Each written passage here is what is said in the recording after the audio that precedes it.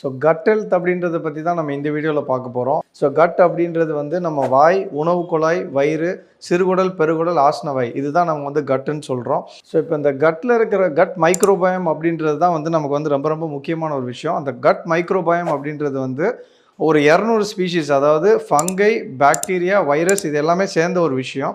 So இது வந்து நமக்கு வந்து கெடுதல் நினைப்போம், பட் ஆனால் இது வந்து நமக்கு நிறைய நல்லது பண்ணுது.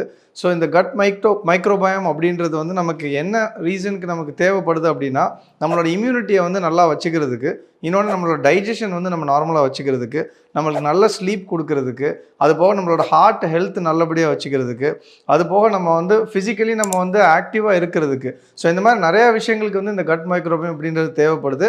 இது எல்லாத்துக்கும் மேலே நம்ம அடிக்கடி பேசுகிற ஒபிசிட்டி அப்படின்றது, இந்த கட் மைக்ரோபயம் வந்து நார்மலாக இல்லை அப்படின்னா நம்மளுக்கு வந்து உடற்பருமனில் கொண்டு போய் விடுறதுக்கு வாய்ப்புகள் அதிகம்.